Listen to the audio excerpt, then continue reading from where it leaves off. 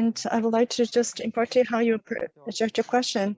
And I will invite your questions, and please use the raise hand icon. And when I designate the speaker, please kindly unmute and present your question. Due to time constraints, we ask you to limit the number of questions to 2 per person. Mr. Sugiura from Daiwa Securities, please unmute yourself and please present your question.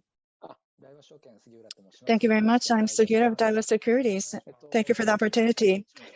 A question for each of you. Mr. Shibata, this is my question to you. In the last part of the presentation, you mentioned the business unit across cell activities. I find it difficult to conjure a very specific image. If you have any specific examples, that will help us to understand what you're doing. And at a similar design, enhancing sales application, will this allow you to pursue scalability? Would that be the right way to understand the nature of your activities?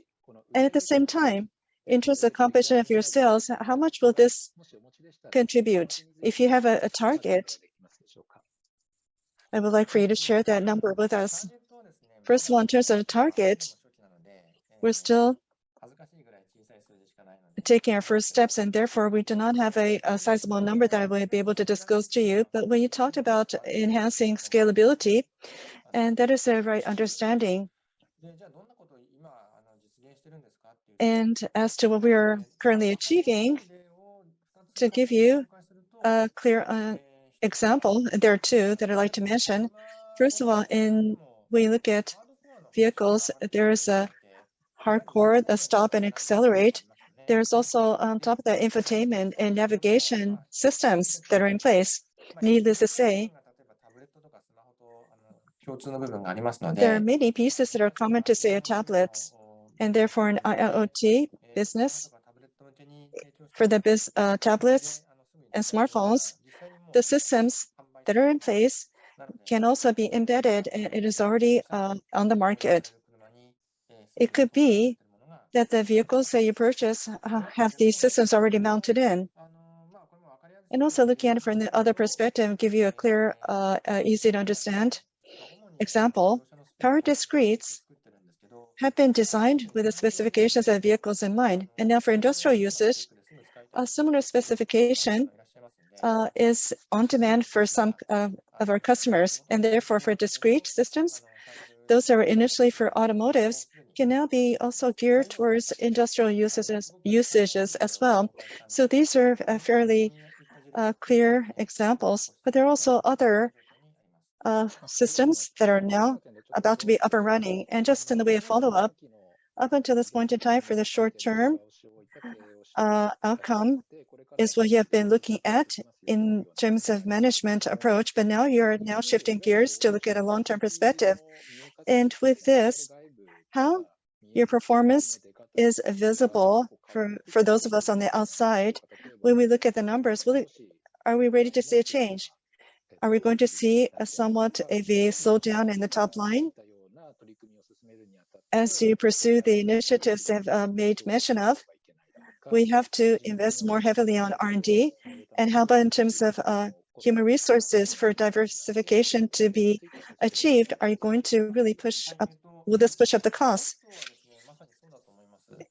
In the way of costs, it is as you have mentioned, as we enhance our capabilities, production capabilities, and also in terms of R&D, we need to invest from a long-term perspective, and therefore this means that we need to add on the costs for the sake of investment. From my side and also from Shinkai-san, we talked about the midterm model where we expect to. This is not necessarily based on the very thought of just adding a margin. It is not limited to that. However, when we look at the top line, as we look at it, we have been looking at the long-term perspective, and therefore we're looking at a growth that is just on top of the SAM or served available market. And for the short term, for this fiscal year, we are projecting growth, and therefore you might be wanting to see growth in the years ahead. But we are looking at growth that is somewhat on top of SAM, and that will need to be continued. And that is how this is the approach that we are currently taking. And second question is to Shinkai-san. You talked about shareholder returns, and you said that you resume dividends in the coming several years ahead. If possible, that's really not that specific. What are the conditions that need to be met so that you're able to take a more solid approach? If you could provide some pointers. In the past, you have mentioned that you will start from share buybacks for shareholder returns, and after several steps, you'll progress into shareholder dividends. As I see it, it appears as if you have been now looking at shareholder dividends to be made earlier than expected. If there's a backdrop that have prompted you to kind of change your perspective, you could share that with us.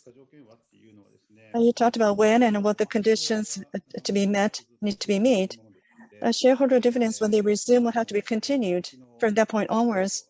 And therefore, we need to first look at the changes in the market conditions, and thereafter,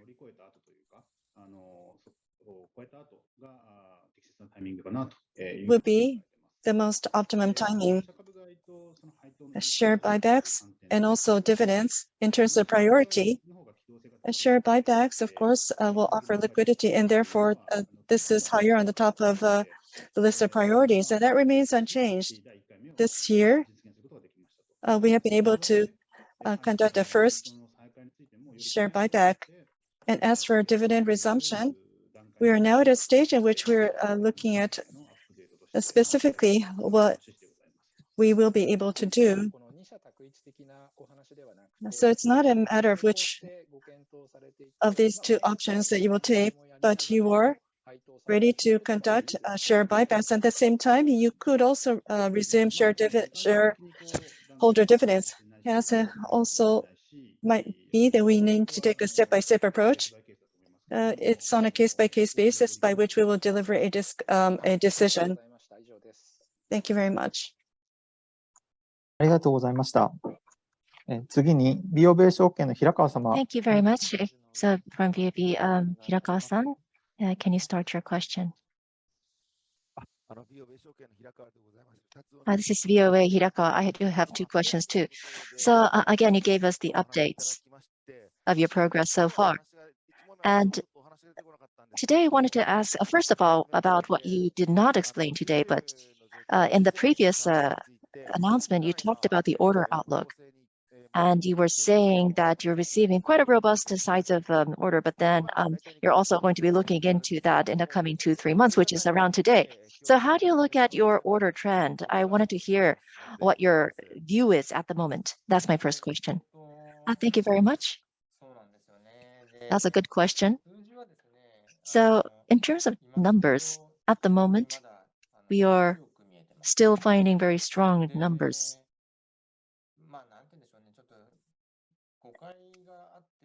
And I have to be careful. I don't want to mislead you, but if we look at this in a bottom-up perspective, yes, we're seeing strong numbers. But then we know there's very high inflation still, energy cost, and there's a lot of instability even to like all items, including food. And for example, sterling, how's that going to go is something that we still have to pay attention. So there's a lot of uncertainties in the macro environment, as I would say. And so we know that the numbers that we'd be able to pile from bottom up seems to tell us a strong order trend, but then that could really change depending on the macro view.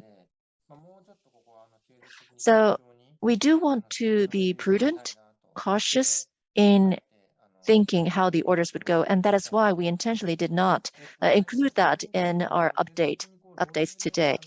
Now, of course, there will be more updates as we go, and we initially were thinking of telling you our view at the point of August, but then still because the numbers kept to be strong, of course, that's good, but we still wanted to be a bit cautious before we be able to share with you our thoughts.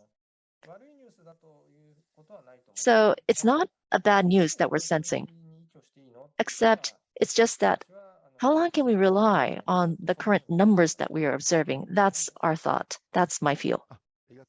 Thank you very much. My second question.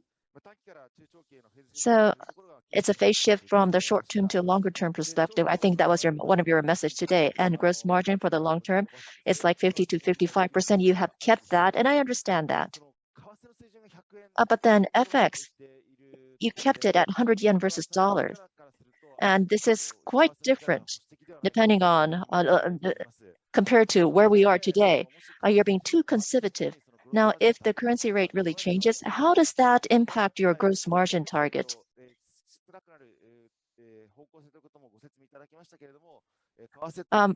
So the gross margin target versus the currency rate, I know you have gave us your thoughts here already, but if you be able to give a little more flavor here. Well, I hope Mr. Shinkai will be able to give you a little more about the numbers, but then my thoughts, first of all. So like 23, 24 years ago, like in the 1980s, that was when I was just preparing to study at Boston.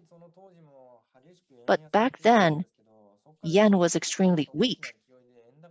But then yen became really strong right after in a very short term.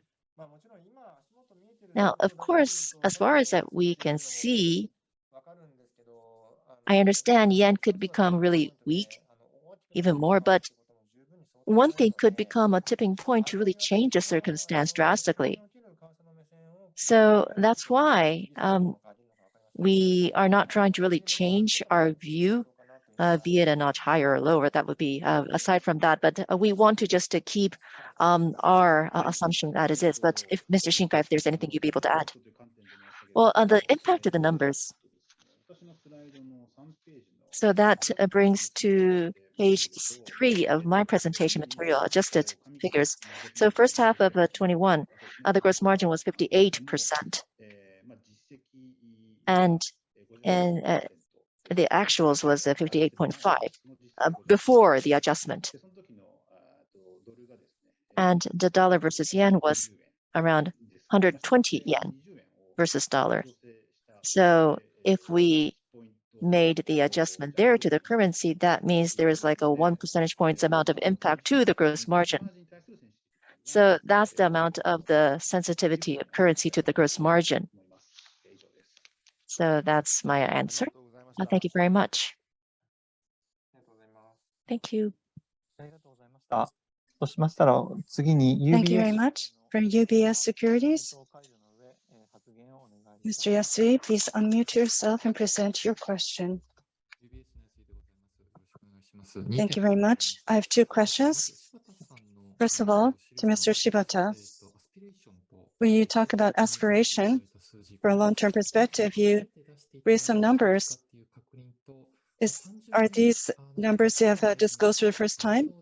And simply put, it appears as if you're going to double your top line. That's the image that I receive. And when you look at solutions, semiconductors, will this truly be tying into a solution? You offer components and parts, and you also have systems.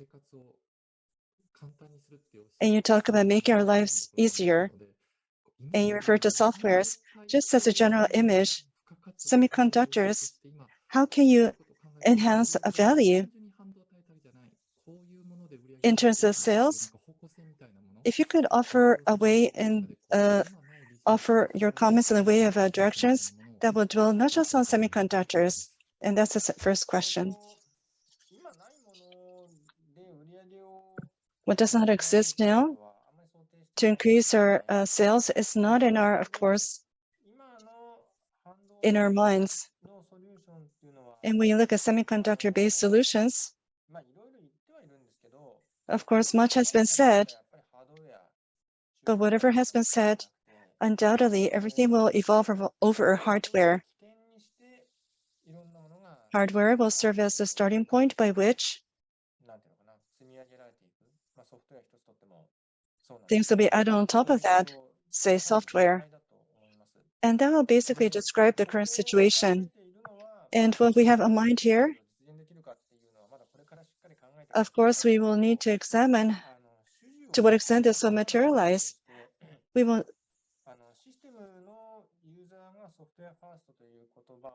of course look at software first systems, and also device-wise, we are looking at software first. And that is how I would describe my aspiration. That will serve as a very backbone of what I have in mind. Ultimately, the hardware device will be placed in the cloud, and the actual physical hardware will be offered thereafter. And that is what we hope to be able to see. And when that comes to be, when we look at the breakdown of the top line, the hardware portion will contribute to the P&L.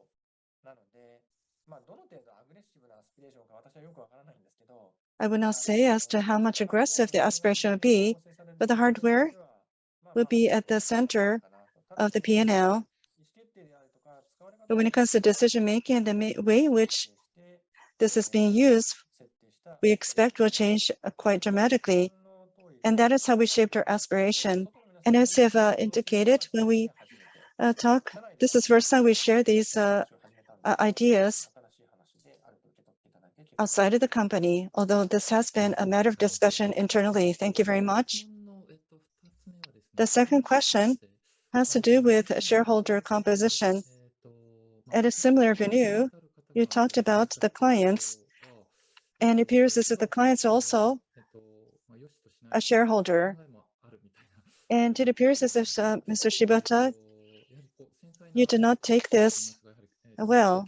I know this is a sensitive issue, but one could say that this is, of course, a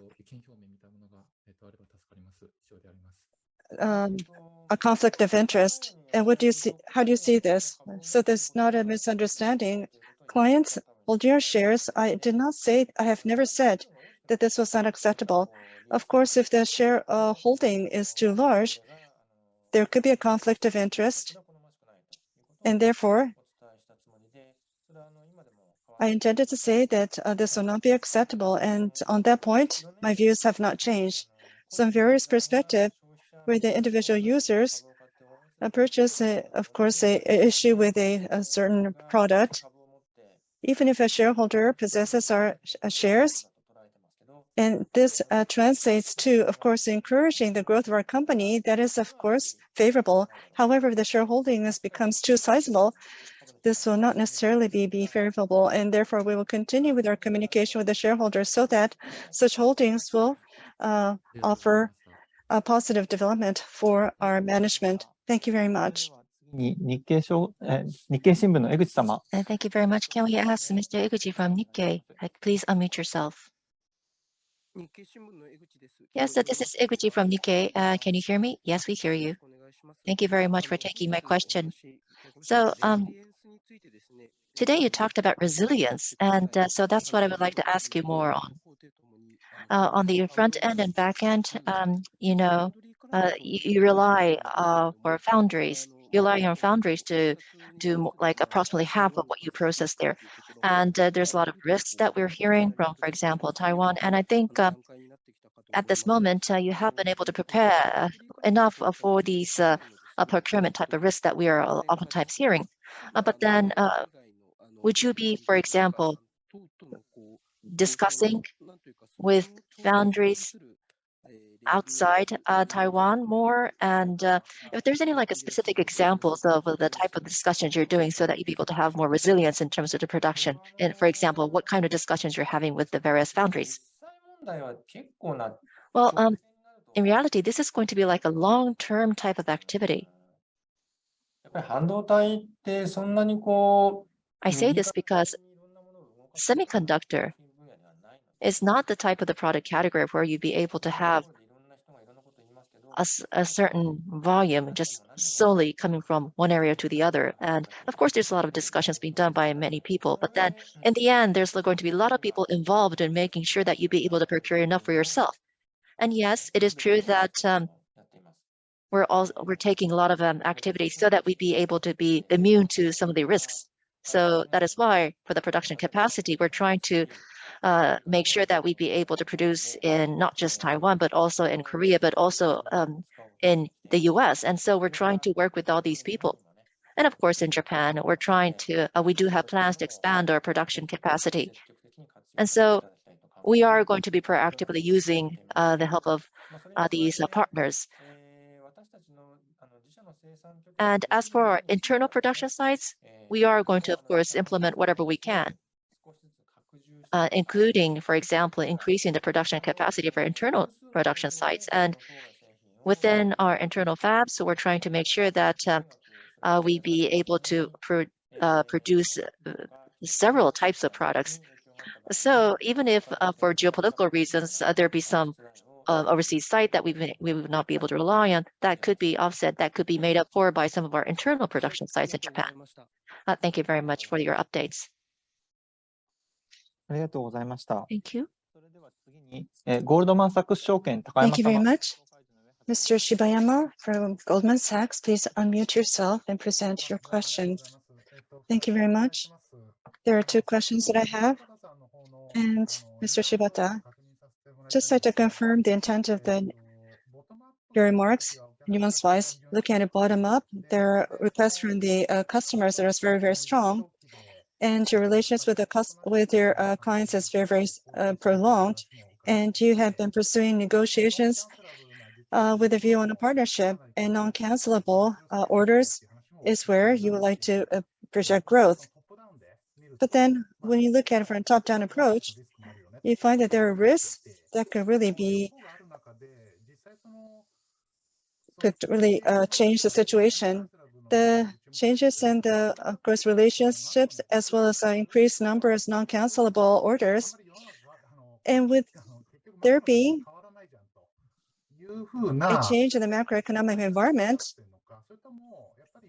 as has been mentioned, do you believe that that's not going to happen, or do you think that operational resiliency next year and also the year beyond will offer a way to guarantee stability in your relations with the customer? How are you viewing this? It was very, very difficult to really grasp where you are. Thank you very much for the question on clarification. Engagement with our client, I believe, has changed. I do not know if this is the best way to express this. As the pendulum swings, has there been a swing of the pendulum from left to right? We believe that now has to really come midway between two extremes. For non-cancelable, non-return orders, we are pursuing talks with our clients, but just because it's non-cancelable, if the macroeconomic environment will change dramatically and the orders are going to disappear, is there a sense in forcing the clients to purchase the products? This will mean that, of course, there will be stranded assets, and of course, it will impair the finances of our clients, and that will not be favorable in the long term. And hence, it could be that we will somehow find a midway solution to kind of change the timing by which the products are delivered, or otherwise seek a cancellation fee so that we can accommodate a cancellation. It is important that both sides achieve a reasonable operation of our contracts, and therefore reducing the volatility of our operations can be achieved with such flexibility. Looking at it from the clients and also from the users, as well as from our viewpoint, we need to find a way that is reasonable. Just because we have finalized a deal in the past, I believe that it is important that we are not necessarily tied to this. You talked about pursuing aggressive negotiations and there's pressure on the gross margin. Does that relate to what you've just discussed? No, I do not believe there is a connection there. The pressure on the gross margin has to do with investment and also cost of goods that have surged. Thank you very much. And the second question is the following, and this may be a question for Shinkai-san. And this is for prospects for demand and also supply-demand management. And you mentioned that you need to be flexible and also speedy. In the earlier performance results, you talked about shipping control and understanding. Of course, the inventory is something that you worked on with speed. And this appears to be unprecedented, by which you have been able to, as you pursue the year-end, controlling the inventory. Is that what you're assessing? Or do you believe that the situation is changing by the day, and therefore there are areas that you are not able to grasp or control? Compared to the past, if you could just discuss how well you are performing in terms of control. Shinkai-san, please. Well, compared to the past, we believe that we are faring very well. Is this something that we're doing very, very dramatic? That is not the case. But what we're doing is what needs to be done. And that would describe the actual situation. Especially when we look at the demand forecast, and also when we look at the initiatives with the end user, we try to put our finger on the amount of consumption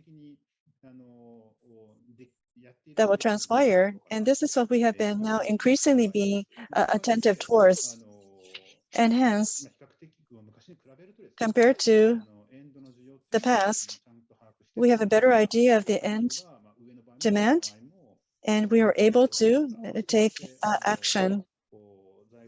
And hence, we are able to better control inventory compared to the past. And that is how we perceive of the situation. So you're progressing as planned. Would that be the fair way to understand it? Yes. But there is also a difference in terms of lead time. And therefore, there are areas in which we can produce immediate results. For example, on-hand inventory, there's a lead time for production that we need to take into perspective. And there is a lag between action and the outcome. But for the most part, we have been able to control our inventory as initially projected. Thank you very much. ありがとうございました。 Thank you very much. Next, from Toyo Keizai, Sasaki. Mr. Sasaki, can you unmute yourself? Yes, this is Sasaki from Toyo Keizai. Thank you very much for this opportunity. I have two questions too. My first question, it goes back to what Mr. Eguchi asked earlier. In other words, within your presentation, you said you wanted to clarify the role of each of the factories. But then, in other words, you're trying to make this multifunction. In other words, each factory will be able to produce different types of products. But then if you're trying to clarify the nature of the role of the factory, what do you think is the benefit of that? Well, to put things simple, if you have, you need to know what product is being produced by where. Otherwise, you will not know where you're supposed to rely more on. You don't want to have the spaghetti type of impact. In other words, you have the product, you don't know which factory is supposed to produce. You don't want to do that. So, like power discrete are the types of products that you would not have that many factories that be able to look after, whereas other products would be different. And so it would be better if you'd be able to have a specific fab be attuned for specific products, and you don't want to have a lot of types of equipments in the factory. You do want to just concentrate the right type of equipments to be concentrated to a specific factory, because that gives you more optimization, a better production efficiency, and in the end, that gives you better resilience. Thank you. My second question. So you earlier talked about the change of the phase, and so this is going to be like a more high type of question. So profitability at the moment is improving. A lot of people, I'm sure, are saying that Renesas has really changed. Now, from Mr. Shibata, from your perspective, I'm sure you've been seeing some changes internally, externally, both. But how do you analyze why people are saying Renesas has changed? Do you think it's because you've been able to do better marketing, or do you think the people from the acquired companies are being really active and they're really giving a lot of contribution? Well, maybe it's too far to say that we have really changed. Going back to what Mr. Shinkai mentioned, I think today's Renesas has finally been able to do what is very obvious and natural to do. So it's really from what we'd be able to show from here off. In order to materialize mid to long-term growth, there are a lot of things that need to be executed in an cordial manner, and we have to be more agile to do that. And so far, it's really difficult to find the right word to express where we are. But the activities that we've been able to do so far is not something that we alone have been able to do, because a company, we haven't really been able to do things in a more concentrated organic matter. I mean, we were trying to do a lot of things, but then as time passed, I think we have been able to tune in to one specific direction, and we've been able to do that better now as we did a lot more discussion within the company. So at the moment, it's very good. We're seeing very good results, but we don't want to relax too much, because it's from now that we have to be even more serious in seeing how sustainable our growth would be into the long-term perspective. And it's going to be important that we create the foundation that will allow us to do so. So that's my response. Thank you very much. So in other words, it's not like there's a specific factor that made everyone think you changed, but it's really like a buildup of each of your daily activities. Well, yes, but then in the end, it's really about people, because company is about people. You can have a lot of initiatives, but it's people who execute those initiatives. So in the end, it's really people that's changing us. Thank you. I got your message. Sorry, I wasn't really specific in my question, but thank you very much for your response. Thank you very much. Citigroup Mr. Fujiwara from Citigroup Securities, unmute yourself. My name is Fujiwara from Citigroup Securities. Thank you for the opportunity. I also have two questions. First, cross-BU collaboration is what you will be working on. So you have said, given the current circumstances, what are the obstacles for cross-BU collaboration? For example, ABU is Japan mainly, and IIBU is mostly overseas. With the change in culture, do you think that these obstacles will disappear? So that's the first question. You mentioned obstacle, and the word obstacle connotes negative implications. However, the major challenge is about time. For automotives, we're expected to see a computer on wheels, but even then, the time perception is very different. In IIoT, we find there are needs among the clients to promptly deploy and promptly use. So that is where the major challenge lies on this interface. So for the most part, we are looking at user experience and also enhancing tools. And by so doing, with automotive applications, we would like to shorten the time to market so that we will be able to bridge the time gap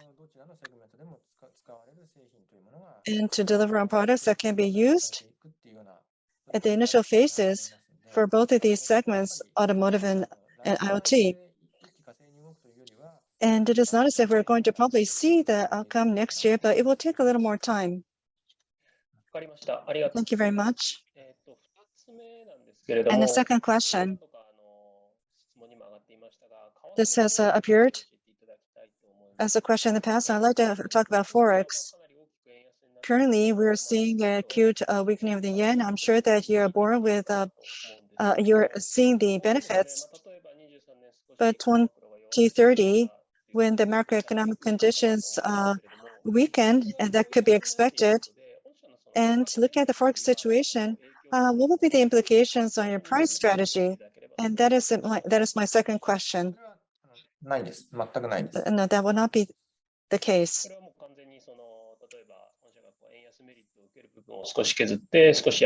Even if you share the benefits of the weakening of the yen, well, these are uncertainties, and therefore that will not happen.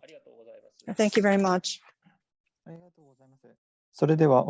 you very much. It is almost time, so this is going to be the final question. FMR, Marco Resnick-san, thank you very much. Can you unmute yourself? Great, thank you very much. A very good presentation.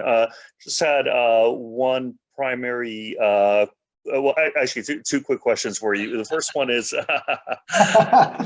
the first one is on your 2030 targets. So I'm just curious, how did you come up with a market value growth target of 6x? You know, why 6 versus 8 versus 4x, 4 times bigger?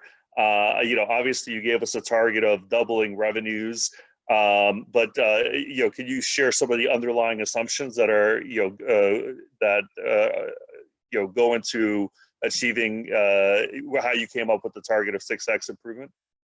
これ日本語で答えていいんでしたっけ、事務局の皆さん。それとも英語の方がいいんでしたっけ。Am I supposed to answer in English? In Japanese is okay. So thank you very much. That's a great question. So 6x, of course, there could have been 2x or 3x, and it's a multiplication of 2x and 3x actually. And that 2x part, of course, revenue is going to double, but then cash flow we expect to double. And for the 3x, that's the multiples. We expect there's going to be 3x there. And so altogether, that's 6x. And of course, even if I talk today, it's probably going to be too detailed. But then again, like we're trying to make sure that we'll be able to change the revenue stream in our business model. And so it's not just about selling the hardwares that we produce. And we don't want to be assessed that way only. We want to be more, be assessed as a technology company that could even go into the clouds area. And that's why that double the sales cash flow plus a triple 3x, giving you 6x. That's very logical. It makes a lot of sense. Thank you. And the follow-up is, you know, several people have asked about FX, but basically, if we look at the margin level you've generated in Q2 or in the first half, you know, with FX being sort of in the 120s level, you know, if my back of the envelope math is correct, you know, if we assumed a let's say if a level of about $135 yen and euro yen euro were sustainable, that would effectively imply that operating margins would be, you know, the range would be more in the 40 to 45% operating margin range, based on, you know, the FX sensitivities. Is that, am I doing, you know, my math correctly there? Well, I'm sure Mr. Shinkai will be able to give you a better follow-up, but then when we look at the visibility, we're trying to make sure we'd be able to have better visibility into like next year. And we're always trying to hedge ourselves for that. And so that gives us better, well, floor to work on. But then at the same time, we always have set a ceiling. In other words, just because the yen has weakened a lot, it's not really going to fluctuate our profit level. So that's not really the type of the assumption that we have. And I hope that you'd be able to take that. But if Mr. Shinkai, if there's anything you'd be able to add, well, yes, I agree. But 40-45% OP margin probably is too aggressive a target. So probably it's going to be a little lower than that, but that's all I would like to say. Should we assume, though, with the yen over 140, that you are aggressively hedging right now for next year? を、具体的なレートは、 Well, I'm not, I'd like to refrain from giving you a specific rate that we're looking at, but the hedging is not that weekend based. It's not based on that 2 weekend because the forward rate is really going down. Very good. Thank you so much. ありがとうございます。 Thank you for your question. Thank you.